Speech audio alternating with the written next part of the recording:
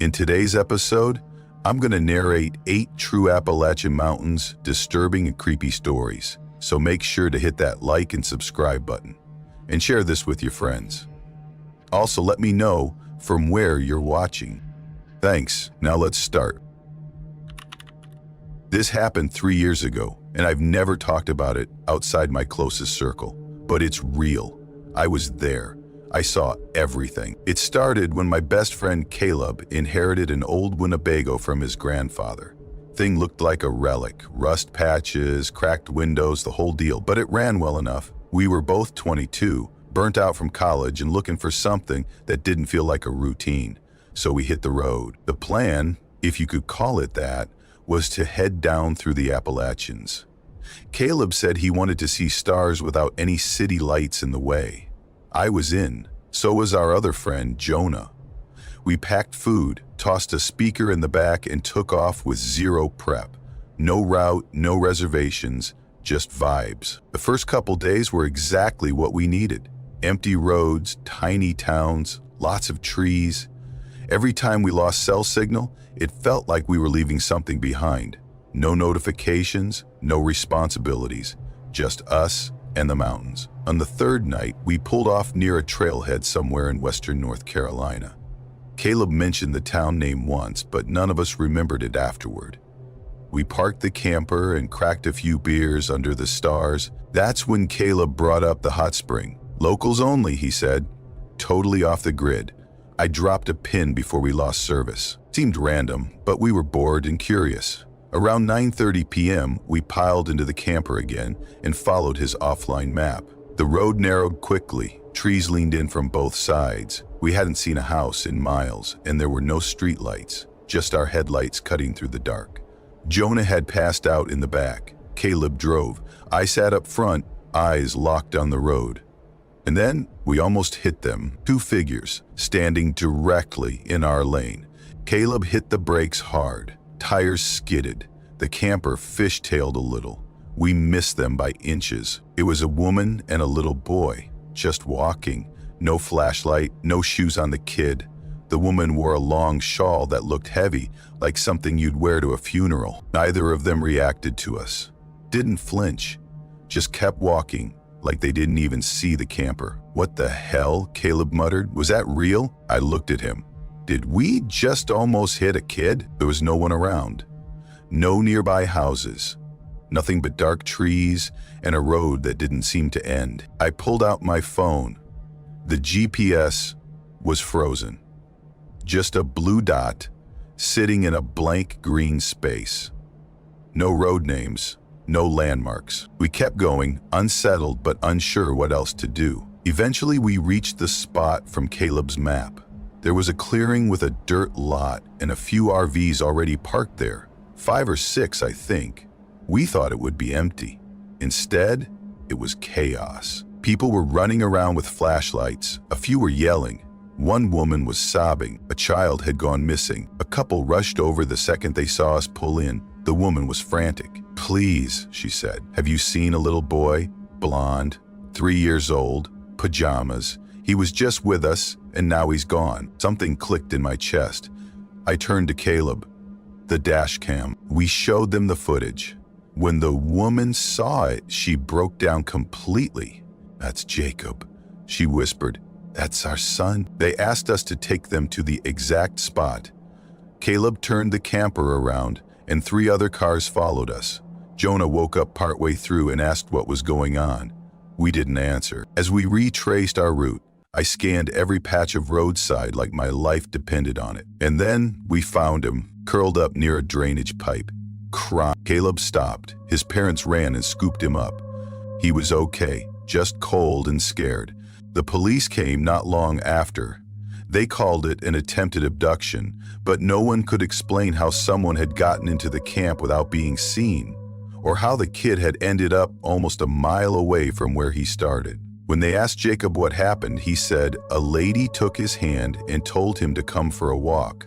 She said she'd bring him back soon. Then she told him to wait by the road and walked into the woods. Told him to stay quiet. We gave the dash cam footage to the cops. 2 weeks later, we got it back. No leads, no suspects. But I still remember her face from that video. The way she smiled, it didn't look right. It wasn't just off, it looked like her face didn't know how to smile, like someone had told her what a human expression should look like and she got it wrong. I went back to that road a year later, thought maybe I imagined it, but the turnoff? Gone. Trees had reclaimed everything. The trailhead was erased, the lot padlocked. The pin Caleb dropped on his offline map? It's not there anymore. No history, no coordinates, like it was never marked at all. But it happened. I know it did. I still have the footage. If you're enjoying these stories so far, I have a quick request. If you've ever experienced something similar, I genuinely love to hear about it. Drop it in the comments, and if you have a story idea you'd like me to cover next, feel free to share that too. If you haven't already, a like and subscribe would mean a lot, and also you can share this with your friends. Love you all.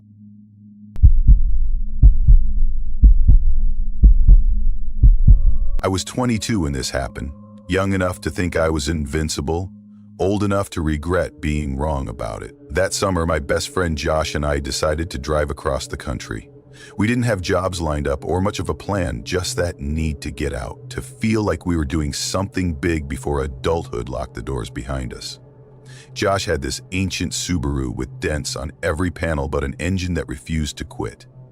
We stuffed it with clothes, a cooler full of gas station sandwiches, and a half-dead Bluetooth speaker we duct taped to the dash. We were heading east from Colorado, somewhere near the Tennessee line, when Josh spotted an alternate route on his phone. "This way's better," he said. "It goes through the mountains, super scenic, adds like 2 hours, max." I should have checked the map, should have asked more questions, but I was tired and it sounded harmless enough. Just a longer route through trees, no big deal. The road started okay, quiet, a little winding, but normal. It narrowed the farther we went, until the lines in the middle vanished and the trees were pressing in on both sides. The GPS lost signal about 20 minutes in, and we figured we'd just keep going until we hit the next town. Then we saw a sign, old and splintered, leaning slightly off its post. "Las Calas, 8 miles, Josh snorted. "Sounds like a Halloween haunted house." I just nodded, but my stomach did this little flip. It wasn't the name, it was the way the letters were painted. Jagged, uneven, like someone wrote it with their non-dominant hand in a rush. Still, we didn't stop, just kept rolling. At exactly 8 miles, the car stalled, not like it ran out of gas. 1 second we were moving, and the next, nothing. The engine died without a single noise. No warning lights, no sputtering, just silence. Josh swore and cranked the key again and again. The dashboard lit up, the battery was fine, but all we got was that dry, echoing click. We popped the hood. Nothing seemed wrong, no smoke, no leaks, but the engine wouldn't even try. That's when I realized how quiet it was. Not peaceful, dead. Like someone hit mute on the whole world. No birds, no bugs, not even wind in the trees. Josh muttered something about trying to walk to town. I agreed, even though part of me already knew we weren't going to find anything. We followed the road with a flashlight sticking close. For a while it was just empty woods, but then the animals started showing up. First, a fox, lying on the shoulder, mouth open, eyes clouded. No blood. Then a raccoon, then a deer, all the same like they'd just fallen over mid-step. Nothing messy, just wrong. Then Josh stopped. He pointed at the fox. "Same white spot on the ear," he said. "Same spot. That's the same fox." A few minutes later, we saw it again, and again, like the road was on a loop and we were too slow to notice until now. "We're not getting anywhere," Josh said. "This is messed up." I nodded. We turned around, except now the path back didn't feel familiar. The bends were different. The trees leaned differently, and I started noticing carvings, initials and names we hadn't seen before. One tree had a mitten nailed to it, just a single kid's mitten. Another had a pile of stones underneath, with fresh dirt scattered around. Then we heard it, whispers. At first, it sounded like wind in the leaves, but there was a rhythm to it. Not English, not anything I recognized, just low, steady chanting.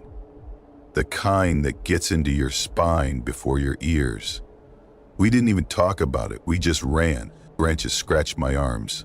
The flashlight bounced, then slipped from Josh's hand. He yelled once, just once. It was sharp and sudden, and then nothing. I didn't stop. Eventually, I crashed into a clearing, out of breath, bleeding from somewhere on my face. The car was there, but it wasn't in the same spot.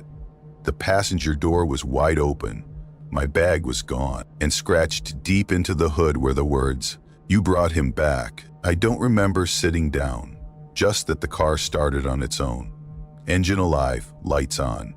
I gripped the wheel like it was the only thing holding me to the world, and hit the gas. I drove for hours without stopping.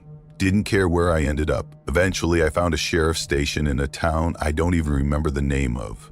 I told them everything. They sent out a search team, but they came back empty. No trace of Josh. No record of any place called Lost Hollow. They said people get turned around in those woods all the time. They made it sound normal. It's been a few years now. I don't hike, I don't camp, I don't even drive near mountains. I moved to Western Virginia a few years back when I took the job as a state trooper. Didn't really have much tying me down where I was, and the idea of wide open land and quieter roads appealed to me, at least at first. The truth is, this place isn't as calm as it seems from the outside. Sure, it's got the scenic overlooks and postcard-perfect mountain views, but under all that, there's a lot of weird stuff, sad stuff, dangerous stuff, the kind people in town don't like to talk about. Out here, you don't just write tickets or patrol school zones. You end up wearing every hat in the book. EMT, counselor, conflict mediator. Once, I had to help deliver a baby on the side of a highway. Another time, I pulled a body out of a ravine that had been there long enough to not look human anymore. You stop flinching after a while. You adapt. But it does something to your head. My way of dealing with the pressure's always been the same. Get behind the wheel and drive. Doesn't matter where. Just put on some old playlists, hit the back roads, and let the miles drain whatever tension's been sitting in my chest. That's what led me to a local car group, not official or anything, just a bunch of gearheads and weekend warriors who like to cruise and swap stories. One of them was a guy named Logan. At least, I thought that was his name. The Logan I knew was easy to be around. Clean cut, always smelled like motor oil and leather conditioner. Spent more time under the hood of his souped-up Honda than he probably spent sleeping. We did one late-night run together through the Blue Ridge Parkway, fog rolling over the road like smoke, headlights catching glimpses of deer in the brush, tires humming against the asphalt. It was one of those surreal drives where you forget the world's a mess. We said we'd do it again, so when I got a message a few weeks later, "Been a while, you free for a ride sometime?" I assumed it was him. I had the weekend off, no shifts, nothing urgent hanging over me. I texted back a time. The reply came quick. "Perfect. Let's make a little trip of it. Maybe even find a trail to hike." I hesitated at that. Logan wasn't the hiking type. He used to joke that the only mountain he liked was under his tires. I scrolled up, checked the number. That's when I saw it. Different number. Different photo. That wasn't Logan from the car club. It was another guy I'd met way back, maybe 5-6 years ago, college era. One of those chaotic festival weekends full of noise, bad beer, and bonding with strangers you never expected to see again. He was a photography major back then, I think. Into nature shots, forests, abandoned buildings. We stayed in touch in the background noise kind of way. Likes on Instagram. The occasional message about a new album drop. That's it. Honestly, I should have backed out, but something in me said, don't. I don't know if it was guilt, boredom, or just the need to feel something different for a day. So I went through with it. We decided on a trail near the Tennessee border, remote but supposedly scenic. I picked him up at the Marion bus station. I almost didn't recognize him. He looked like he'd lived outside for a while. hair long and stringy, beard uneven like it had grown out of neglect. His jacket was heavy-duty, the kind construction guys wear on sites, but it was worn thin. His boots were caked with dried mud, and his backpack looked like it had been dragged through hell. And then there was the smell, like sweat, damp fabric, and soil. It reminded me of the folks we find sleeping under but he smiled when he saw me. There was this spark in his face, like he really meant it when he said, "Man, it's been too long." I nodded, told him to toss his bag in the back. We made a quick stop at a hardware store to grab supplies, water, protein bars, a lighter, some basic trail stuff. That's when he mentioned a different trail, said it was better than the one we planned. Hidden gem, he called it. Not on any maps. Follows a creek, he said. Way better photos. I pulled it up on GPS. It was out there. All right, past the last paved road. Barely a blip on the screen, but legit enough. I've patrolled worse. Remote didn't scare me. We drove out past the town limits, past the cell towers and gas stations and pavement until the road gave way to dirt and gravel. Eventually, we stopped next to what was once a barn. Now just a pile of collapsed beams and a leaning fence. The trailhead wasn't even a trail, it was a slit in the woods choked in brambles. No sign, no cell signal. He took the lead, I followed. At first, it was okay. Quiet, kind of. Pretty in a forgotten forest kind of way. He talked the whole time, but not to me. More like out loud. He rambled about jobs he'd had, construction, landscaping, kitchen work. Said his girlfriend left him, said people didn't understand what it meant to stay grounded. Then, as we climbed over a log, he asked, if someone turned on you out here, how would you handle it? He said it like he was asking about the weather. I kept my voice steady. Stay calm, keep your eyes open, always have an exit. He nodded, didn't say anything else. Just kept walking. That's when my gut started to tighten. We crossed an old rusted out piece of machinery, maybe part of an old mill. The trail dipped down into a ravine, and eventually we reached this clearing with a half-collapsed structure. Looked like a mill or maybe a mine building. Moss-covered, crumbling. There was a fire ring in the center, and what used to be a bench made from rail ties. He said, "This is it." I dropped my pack, started unpacking lunch, told him to gather some kindling. That's when he opened his pack. First, a coil of rope, then a hatchet, then 2 knives, one a long serrated survival blade.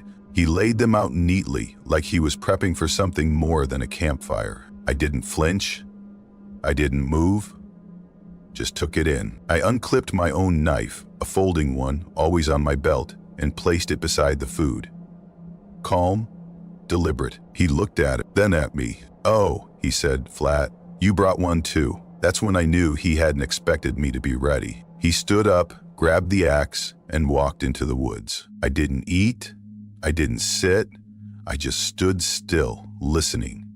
Every sound felt like it was crawling up my spine. When he came back, he had branches in one arm. The axe was still in the other. He looked at me and said, "I'm sorry." My hands curled into fists. "I'm sorry we're out here alone with knives." Then, slowly, he stepped toward me and said, "Maybe we should hug?" I kept my voice steady. "Nah, let's get the fire going. Eat something, recharge." He stared for a second, then turned and walked back toward the brush. That was it. I packed up fast, said the wood was too wet. Time to head back before the weather turned. He didn't fight me, just nodded, quiet now. The hike back was slow. His energy had changed. He muttered to himself, half-finished thoughts about being used, about betrayal, about how people only call when they want something. I stayed between him and the tree line, always moving. When we got back to the trailhead, there they were, people. A couple of families loading kayaks into a trailer nearby. I didn't even try to hide my relief. He looked at me and asked, "You driving me back?" I shook my head. "Got a call, gotta go now, sorry." He just nodded. Didn't blink, didn't move. I got in my car and drove until I hit a major road with actual traffic. Stopped at a gas station, locked the doors, and sat with the engine running for almost an hour. That night, I blocked his number. I didn't delete the messages. Instead, I called someone who knew him better. Told him what happened, everything. The knives, the question, the apology. He listened. Then said Logan had been slipping lately, isolating. Stopped responding to family.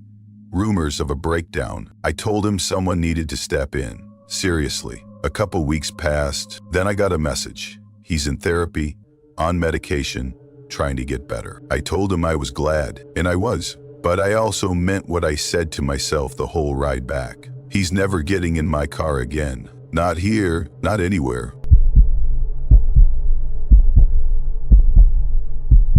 I'm 32, been hiking since I was a teenager. Grew up just outside of Elkridge, Maryland, where there's enough wilderness to get lost in, but not so much that you really can. My dad took me on weekend hikes when I was a kid, and it just stuck. There's something about being out in the woods, no phones, no engines, no lights, just the crunch of leaves underfoot and your own breathing. I always found peace in it, which is probably why what happened last fall still keeps me up at night. It was a simple idea. Me, my cousin Nate, and our buddy Joel, doing a weekend hike out in the Appalachia backcountry. Nothing hardcore, just something off the grid. Nate had been going through one of his rabbit holes online. He gets into weird stuff sometimes, and found this trail. Not marked, not official. Supposedly it cut through some really untouched part of forest near a place called Ridgewater. A guy on an old hiking forum had posted about it. No GPS coordinates, just vague directions and a warning that it wasn't for beginners. Said it felt unspoiled and ancient, that nobody else was ever out there. Nate loved the idea. Joel and I were a little more skeptical, but we agreed. We'd been talking about doing a serious hike for a while. This was just enough of a challenge to be tempting. We set out Friday morning. It was about a 4-hour drive to get to the area, then another half hour creeping along a dirt road until we hit this rusted livestock gate, chained open like someone had given up trying to close it decades ago. No signs, no trail ahead, just a break in the trees and that sudden, overwhelming hush that comes when the engine cuts off. We loaded our gear, backpacks, sleeping bags, freeze-dried food, and started walking. At first, it was kind of perfect. Trees close together, trail barely more than a muddy thread through the underbrush. It felt like we'd stepped into someplace forgotten, but not in a romantic, Instagram-worthy way. More like someone had locked the door behind us without telling us. About 2 hours in, I realized the woods were too quiet. No birds, no bugs, not even squirrels rustling in the brush. Just the soft thump of our boots and the occasional clink of Joel's water bottle against his pack. I mentioned it lightly, and Nate shrugged.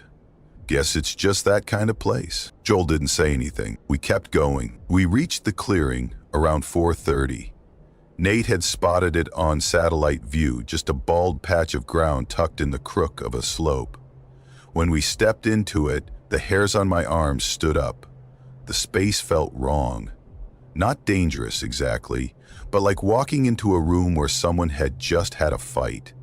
The tension was baked into the air. 3 logs were arranged around a fire pit, blackened and cracked but long unused. There were no signs of fresh ash, just moss-covered rocks and the faint, lingering smell of sap and damp wood. We set up camp. Nate made jokes about forest cults. Joel kept checking the tree line like he expected something to walk out of it. I pretended to be fine, but I kept catching myself glancing over my shoulder. We ate canned chili and passed a bottle of whiskey around until it got dark. The fire we managed to build was pitiful, barely more than a flicker. Wood wouldn't catch right. It wasn't wet, it just didn't want to burn. That night, I didn't sleep much. My tent rustled now and then, and at one point, I swore I heard someone or something walking around the edge of the clearing. Not stomping, not sneaking, just pacing. I sat up, holding my flashlight and knife, and listened until morning. None of us said much over breakfast. We left our tents and gear behind and went looking for the ridge Nate had seen on the map. The view, when we found it, was stunning. Nothing but trees. No smoke, no towers, no signs of life. just rolling green hills fading into blue. We stayed there a while, tossing snacks back and letting ourselves believe this trip was a good idea. Then we started back. That's when everything fell apart. We took the same trail, at least we thought we did, but after maybe an hour, nothing looked familiar. The moss was wrong, the trees were wrong. We passed a boulder none of us remembered, then came across a dry creek bed we should have crossed earlier but hadn't. I pulled out my compass. The trail was supposed to head south. The sun was now on our left. We were going east. Joel finally said what we were all thinking. We're lost. Nate argued at first, insisted we'd be fine, but his voice got thinner the longer we walked. And then we heard it. Snap. A branch. Not a squirrel, not wind, something heavier. We stopped. I called out, just a simple, hello? Nothing. We turned around, tried a different route. After 20 minutes, somehow, we were back at the clearing. That should have been a relief. But one of the logs had been moved. It was subtle, but obvious, just rotated slightly. I stared at it for a long second, and my mouth went dry. We didn't talk about it. We just started setting up for another night, pretending everything was fine. Joel tried to light the fire. Same thing. Low flames, lots of smoke, no real heat. We ate in silence. I caught Joel gripping the handle of his hatchet until his knuckles turned white. That night, the woods went completely still. Not quiet. Dead. At some point, around 2 in the morning, I woke up feeling like I couldn't breathe. Not a panic attack, not fear, just this weird, crushing stillness, like I'd been buried. I got out of the tent. The fire was out. Nate and Joel's tents were zipped tight. I clicked on my flashlight. It flickered once, then steadied. That's when I heard the footsteps again. Slow, careful, circling us. Then a sound right behind me, a breath. Close enough that I felt the heat of it on my ear. I spun around, light raised, nothing. Just trees. I backed into my tent and stayed there until morning. Knife in hand, heart hammering like a drumline in my chest. At dawn, Nate and Joel were already packed. No small talk. No how'd you sleep. We just packed in silence. As I rolled up my tent, Joel let out this weird low grunt and held something up. A small figure. Sticks twisted into a crude human shape. Red thread wrapped around the arms and neck. It hadn't been there the night before. We burned it. Said nothing. The hike out was fast. No stops, no breaks. Somehow we never got turned around. It was like the woods wanted us gone. Half a mile from the trucks, we passed a tree. Fresh carvings. 3 stick figures. 1 tall, 2 shorter. No initials. Just crude, upright human shapes. Nate didn't stop. Joel didn't even look. I stared for maybe a second, too long. We never spoke about it after. Nate moved to Philadelphia, said he wanted to be closer to civilization. Joel quit hiking altogether. And me? I still get outside, but I stay on marked trails now. I stick close to towns. And I never go into woods that don't want me there. I've always been into hiking, not the Instagram, a waterfall kind of hiking, but the real stuff. Long trails, no cell signal, carrying everything on your back for days. I grew up near a small town called Jasper, not far from the Smoky Mountains, so the woods were pretty much my second home. I knew the trails, the moods of the mountains, even which ridgelines caught the worst of the wind on a bad day. It was like a language I never had to learn, it was just always there. Last fall, things in my life got loud. Work was insane, my sister was going through some drama I got dragged into, and my brain felt like it had been buzzing nonstop for weeks. So, I decided to check out for a bit. I planned a solo hike, just me, 3 days and a remote loop trail outside of Arden, Tennessee. It's not one of those trails you find in guidebooks or top 10 scenic hikes lists. This one was barely marked, more like a whisper between trees than an actual path. It was mid-November, cold enough at night to bite but still decent during the day. The forecast said dry skies, which meant I could pack light, no rain cover, no snow gear. I started at this old forestry gate down a dirt road nobody maintains anymore. No signs, no people, just forest. I'd mapped everything out, packed carefully, even left a note on my dashboard just in case. Not because I thought I'd need rescuing. I'd done harder hikes. I just liked being prepared. The first day went exactly how I needed it to. Quiet, a little foggy, that perfect kind of damp air where everything smells like leaves and earth. The trail followed a ridge, and I got some gorgeous views of the valleys below, all rusty red and dull gold. I saw a few deer, scared off some turkeys, watched a hawk circling way above me. Classic solo hike stuff. By evening, I found a nice flat spot near a spring and set up camp. No phone signal, but honestly, that was the goal. The second day was when things started feeling off. Not, I saw a ghost off. Just a shift. The kind you don't notice right away because it creeps in. The trees changed first, got older, denser, their bark darker, almost burnt looking. The trail started fading in and out until it was less of a trail and more of a memory of one. I was using landmarks to navigate, big mossy rocks, a bent tree, stuff like that. And then I realized how quiet it had gotten. Like, not just peaceful quiet. This was dead quiet. No birds, no rustling leaves, no breeze, just this heavy, smothering silence that felt wrong. I told myself it was just the valley acoustics, maybe the wind couldn't get down that far, but deep down I knew better. This wasn't just nature being calm. It felt vacant, like the forest was holding its breath. Then I saw it. Fire ring, not a campsite, just this ring of stones, 20 feet off the trail down a steep little slope. If I hadn't glanced sideways at the right moment, I would have missed it. It was weirdly perfect, circular, blackened in the middle, like it had seen fire. But not recently.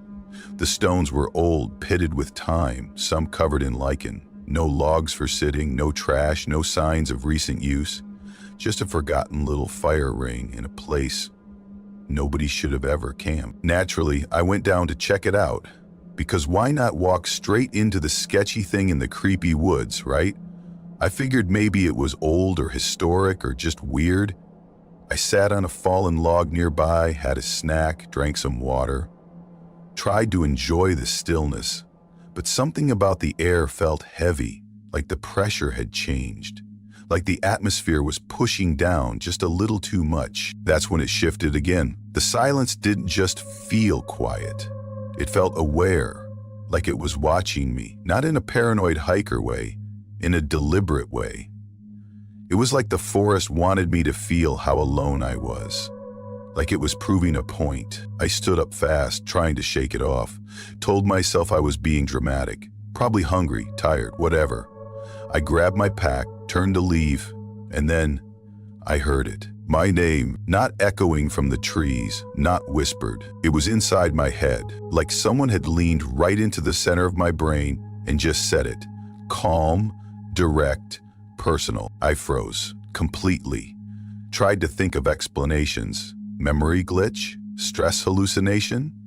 But it wasn't distant or dreamy. It was here, real, present. And then, bam, something shoved my pack, hard. I fell forward, caught myself against a tree. Instinct kicked in, I whipped around, heart pounding, fists half raised, like that was gonna help. No one, nothing. I stood there for I don't know how long, just listening. Every part of me alert. I didn't hear branches cracking or animals running off. I didn't even feel wind, just stillness. And whatever pushed me, it felt like a hand, solid, real. I bolted, didn't check bearings, didn't care. Just started scrambling uphill. The slope was brutal, but I didn't stop. My legs were burning, I slipped more than once, got mud on my hands, tore my jacket. I didn't care, I had to get up, out. It felt like the ridge was pulling away from me, like I was running in place. But I kept moving, kept climbing, glancing behind me like something might finally show itself. Nothing ever did. I hit the top and kept going. I didn't rest, I didn't eat. I didn't even think. just followed the ridgeline until the trail showed up again. Even then, the silence didn't lift. It followed me all the way back to the gravel road, all the way to the car. I didn't stop walking until the engine was on and the doors were locked. I drove 30 miles before I felt like I could think straight. No music, no calls, just the road. I don't talk about it much. You tell someone you heard your name inside your own skull and got shoved by an invisible hand, and they look at you like you need sleep or therapy. Maybe I did. Still might. But I know what happened. It was real. Whatever was down there, it wasn't curious. It wasn't lost.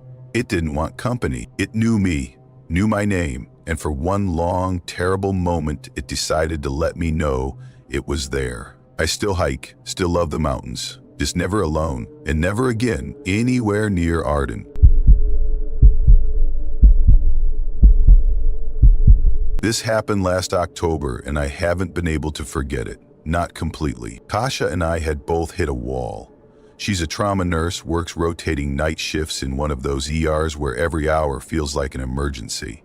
I work from home, freelance design stuff. Logos, pitch decks, UX mock-ups. Deadlines, revisions, more caffeine than sleep. Our schedules rarely lined up, and when they did, we were usually too burned out to enjoy it. It was like we were always missing each other in passing, like roommates more than a couple. So when she said, "Let's disappear for a few days," I didn't need to hear the rest. I just said, "Yeah, let's do it." She found this hike and campsite deep in Cherokee National Forest. Not an official campground. Just a spot she heard about from a patient's cousin or something. No cell service, no mapped trailhead, just a GPS pin dropped near an old mining road. One of those places you could only get to if you knew it existed, or if you were actively trying to vanish for a bit. We packed light, too light. One oversized rental tent with questionable poles, a camp stove we'd never used before, a mismatched mess of vegetables, and a kitchen knife so dull it would have struggled with butter. I think we wanted to feel like we could still do things the hard way, like life hadn't made us too soft or too dependent on apps and supermarkets. We drove 3 hours from Knoxville, passed through a town I don't even remember the name of, just gas stations and boarded up diners. Eventually, we pulled off onto a gravel shoulder next to a faded gate covered in vines. That was our parking lot. The trail itself wasn't really a trail. It was a scar in the forest, just wide enough for us to walk single file. We kept climbing, switchbacks, roots, loose rock. The air was dense, and there was this stillness in the trees that didn't sit right. I kept glancing behind us like we'd missed a sound, but there was nothing. Just that quiet, crushing kind of silence that makes you feel like you're being listened to. It took about 2 hours to reach the ridge. The spot was pretty, in an untouched kind of way.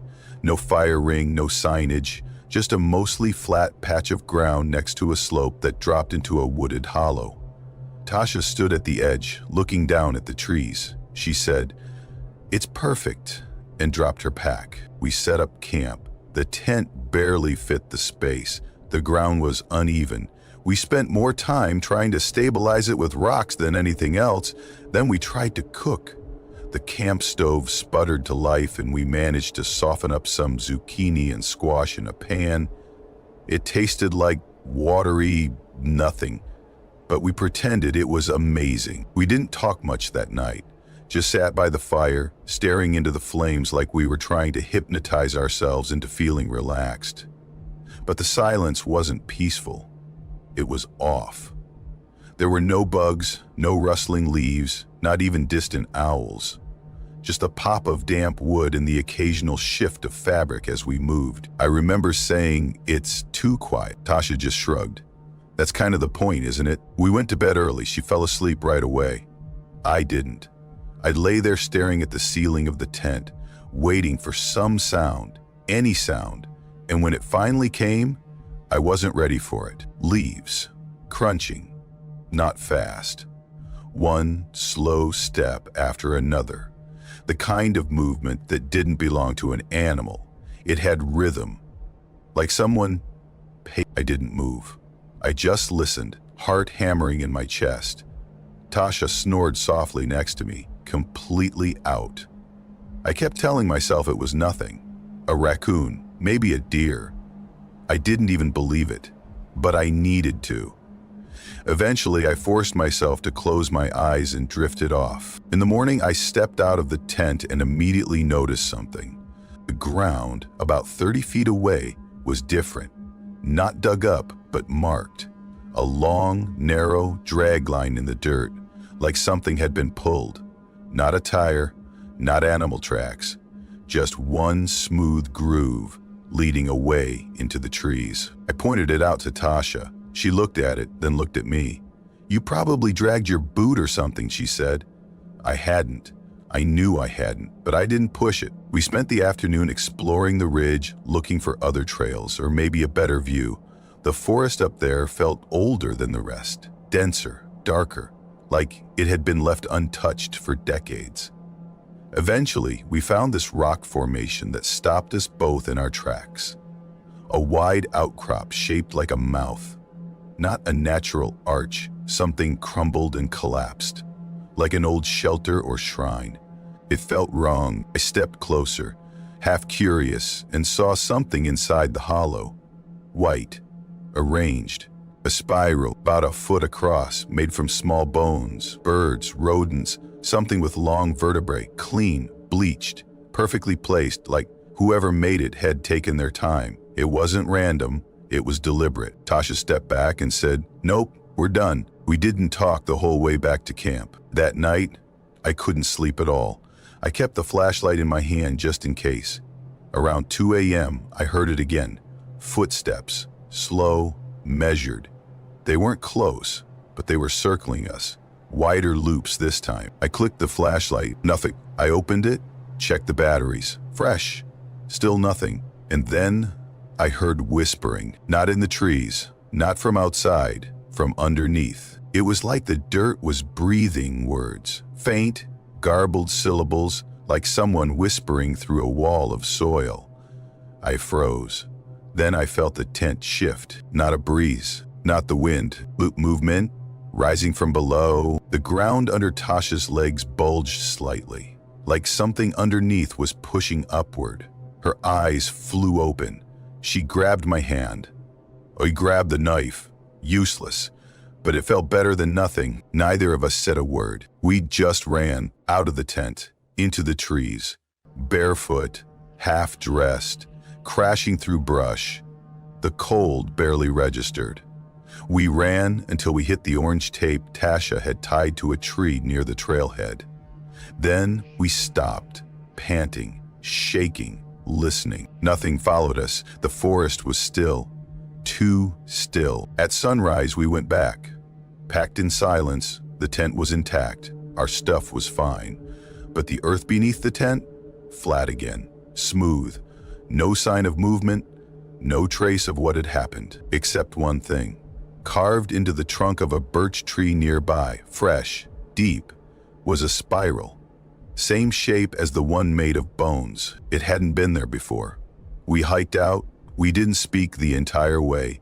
Halfway through the drive back to Knoxville, Tasha broke the silence. She said, "We're never telling anyone about this." I nodded, "Okay." And we didn't. This happened when I was 24. I was stuck. Not just emotionally wrecked, really stuck. You know that feeling when you can't tell if you're sad or numb, like you're just going through the motions? That was me. I just crawled out of a long, drawn-out breakup that felt more like surviving a storm than ending a relationship. So when Maddie called and said, "Let's disappear for a bit," I said yes before she finished the sentence. We didn't plan much. That was the whole point. Just throw a tent and a couple of sleeping bags into her old Subaru, fill the cooler with whatever didn't need cooking, and drive. Head south on the Blue Ridge Parkway, stop when we felt like it, sleep where it made sense. Maddie called it our escape tour. For me, it felt more like therapy.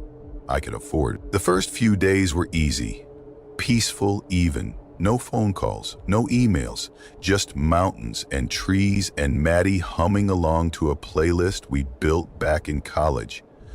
We'd stop for trailheads we found by accident, hike until our legs screamed, then set up camp somewhere we could watch the stars. There was something about the simplicity that worked. I didn't feel healed or anything, but I wasn't drowning either. On day 4, we found a side road, gravel, narrow, barely maintained. The kind of road you wouldn't even notice unless you were specifically looking for a detour. Maddie saw it first. "Let's try this one," she said. There was no sign, no marker, just a faint tire track disappearing into the trees. I didn't hesitate. We lost signal within 10 minutes. No GPS, no bars. Nothing but trees on either side and the crunch of gravel under the tires. We figured it had to loop back to the highway eventually. We'd done this kind of thing before, dumb, spontaneous detours that led to hidden waterfalls or tiny towns with great coffee. But this time felt different. After an hour, the road narrowed to a point where branches were tapping the roof. The sun started dropping behind the trees, and I realized we hadn't seen another car, house, or even mailbox in the last 30 miles. Just forest, thicker than it had any right to be. Then Maddie pointed. It was a sign, nailed to a birch tree, handmade, faded red paint, shipping, and uneven. It said, "In Camp Elizabeth, Hollow, 1 mile." I laughed. "That sounds like where people go missing," Maddie smirked. "Exactly why we have to check it out." So we turned in. I wish we hadn't. The road led to a clearing, a rough circle cut into the trees. There was an old fire pit choked with ash, and the crumbled remains of 2 picnic tables. No cabins, no welcome sign.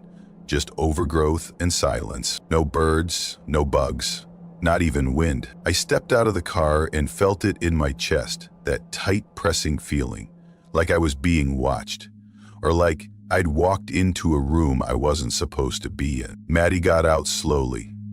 She didn't say anything for a minute, just looked around. "Do you hear anything?" she asked finally. "No," I said, "nothing at all." We debated leaving, but daylight was fading fast, and the thought of backtracking on that gravel road in the dark wasn't exactly appealing. So we stayed. We set up the tent quickly, throwing it together like it would somehow protect us.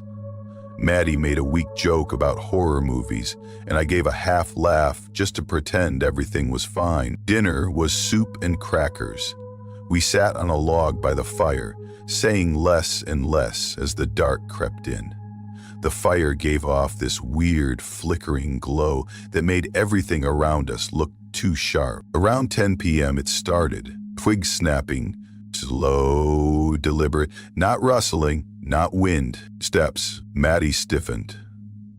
"Did you hear that?" I nodded. "Yeah." We both froze, listening. Another snap. Closer. I stood up and threw more logs on the fire, trying to make it flare. I didn't say anything. Neither did she. Then Maddie said, quiet and sharp, "We're sleeping in the car." We grabbed our stuff and got in, locking the doors. Pushed the seats back, bundled under jackets, trying to shake the feeling off. "We're being paranoid," she muttered. Could have been an animal, but neither of us slept. We sat in silence, flinching at every small noise. Then, maybe around 1 a.m., I heard it. Pause. Tap, tap. So soft. I thought I was imagining it. Then I realized it was coming from the backseat window, right behind Maddie's head. I turned slowly. There was a handprint, faint, fogged, pressed against the inside of the glass. I couldn't breathe. I reached over, grabbed her arm, and whispered, "Don't look, just move." She turned anyway. Her face went pale. She didn't scream, just nodded. We started the car and drove. No talking, just gravel flying and headlights slicing through the woods. Every shadow looked wrong. Every tree looked like it might move. We drove for hours. No signs, no landmarks, just forest. Right after sunrise, we found a road, paved. I almost cried. It led to a gas station. Old, faded, one of those places that looks abandoned until you realize the neon "open" sign is still glowing in the window. We went in, shaking. The guy behind the counter didn't even blink. "You girls coming from Ellison Hollow?" he asked. I froze. "You know it?" He nodded. "Used to be a camp, closed after some folks went missing. Rangers tried to shut it down. Guess they missed a few roads. Maddie asked what happened to them. The man looked up. His eyes were wrong, too calm. Some places don't like being remembered. We didn't say anything else, just left. We didn't stop again until we found a motel with working locks and thick walls. I didn't sleep, but I didn't care. It felt like something was behind us the whole way, and we finally outran it. Back home, I tried to find it. Camp Ellison Hollow. I searched maps, forums, old records. Nothing. It doesn't exist. But a week later, I was cleaning out the backseat of Maddie's car, wiping down the windows, and I saw it again, that same handprint, inside the glass. I wiped it off. The next morning, it came back. My name's Eric, and I don't talk about this often. Honestly, it still messes with my head, but I think I need to say it just once. It started with a dumb question I asked my grandfather. We were sitting on his porch, just the two of us, sipping his jet black coffee and watching the trees fade into evening. I asked if he'd ever seen anything weird out in the woods, ghosts, cryptids, anything like that. I was joking. He wasn't. He stopped rocking, just froze, coffee halfway to his lips. Then he looked at me and said, "You know where Kessler Ridge cuts between Dry Creek and Bell Hollow?" I shook my head. "Good. Don't ever go near it." I laughed, thinking he was just telling another one of his stories. But his face didn't change. Then he told me what happened in the fall of '54. He and his friend, Calvin Darnell, went hunting out there. They were both 17, itching to get out one more time before the snow made the backwoods impassable. They packed light, rifles slung over their shoulders, and crossed into the hills at first light. The trails weren't marked, just old mining roads and deer tracks. He said the silence hit them first. No birds, no bugs, no rustle of squirrels, just the crunch of their boots and that weird heaviness in the air, like the woods were holding their breath. After a few hours, nothing looked familiar. Ridges blurred together, landmarks vanished. The path behind them had disappeared like it had never been there. They tried the radio, just static. But not random. He swore it sounded like slow breathing. Then they stumbled on the clearing, perfectly round. Trees bent inward, and right in the middle stood an old wooden building. Not quite a church, but shaped like one. Roof sagging, windows shattered, the glass left in the frames was all mismatched colors. One pane was a cloudy red, another a pale green, like they'd been stolen from different places. No cross, no bell, just thick beams with carvings all over them, spirals, scratches. Some looked like antlers, others looked like teeth. They should have turned back, he knew it, but Calvin was already starting to shiver and they didn't have shelter. My grandfather, always practical, figured they'd spend the night there and get their bearings at dawn. Inside, it smelled like wet stone and something worse. Something metallic and sour. The pews were rotted. The pulpit stained dark with something he didn't want to identify. The floor creaked like it was alive under them. Still, they ate in silence and took shifts at the window. Around midnight, Calvin shook him awake. "There's something out there," he whispered. He was crouched low, binoculars up. My granddad joined him and saw it too. At the edge of the clearing, standing still, it looked like a deer at first. Long legs, thin body, pointed head. But it didn't move right. It stood too straight. The limbs were too long. And its eyes, they glowed. Not reflected, but glowing, like little red coals. "It's watching us," Calvin said. They bolted the door, pushed broken furniture up against it, tried to stay calm. Then the lantern flickered and went out. They relit it. It sputtered, burned for a moment, then died again. The oil was fine. Wick was new. Nothing made sense. Calvin stepped back. "It's gone," he said. "What? The deer thing? It's not there anymore." Then, thud, heavy, directly above them. Dust came down from the rafters. They froze. Then the wood groaned overhead. A tongue, black, shiny, thick like a tree branch, slid down through a hole in the ceiling.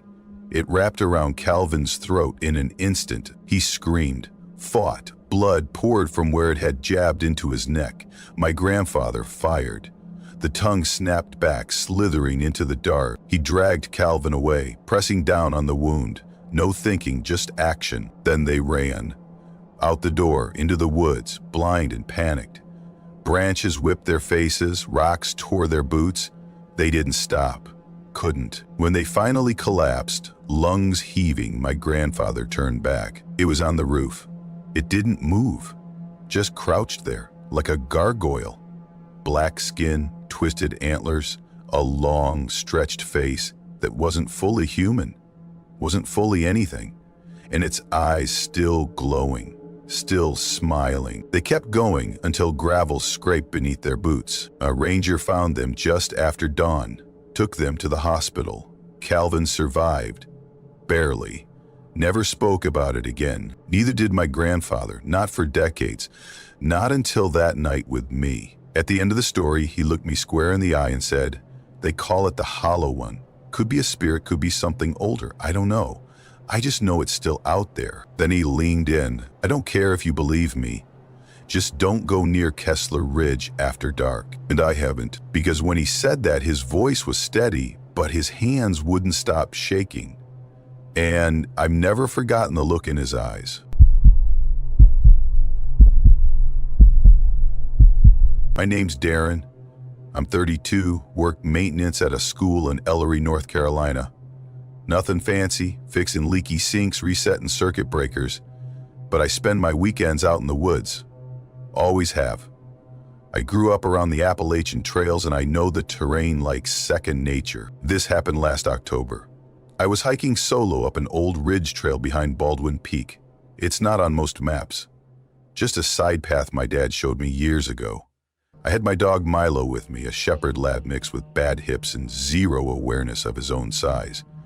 Usually he lumbers along behind me, but that day he kept pulling ahead like he had somewhere to be. About an hour in, I noticed the quiet. At first I thought it was just a break in the usual birdsong, but then I realized it was more than that. No wind, no rustling leaves, nothing. Even our footsteps sounded dull, like the forest was swallowing the noise. Then I felt it. This weird warmth slid through me. It wasn't like getting overheated, it was more like something just switched off the aches in my legs and unclinched every muscle in my back. I felt good. Too good. Like I'd had a drink I didn't remember taking. And then Milo stopped. He froze up mid-step, ears perked, staring at a thicket just off trail. Then he barked once, short, sharp, and lunged. I barely caught his leash. Nearly fell flat trying to hold him back. That's when I heard something move in the brush. It didn't sound like a rabbit or a deer. It was heavy, slow, like something huge trying to move quietly and not quite pulling it off. Then came this sound. Wet, like hooves hitting soft ground. Thud, schlup, thud. It felt like whatever it was should have been right in front of me, but there was nothing there. The branches moved, the ground shifted, but it was empty. I could see where it should have been, but it wasn't. Then I noticed the moss. Right in front of us, the ground sank, like something stepped down hard. You could see the shape, 2 feet, way too big to be human. Not prints exactly, just pressure. Pine needles bent, leaves flattened. But nothing was making the shadows you'd expect. And then it screamed, not a roar, not an animal call. It was lower than a bear, but sharper, metallic, like steel tearing through rebar. It vibrated my chest.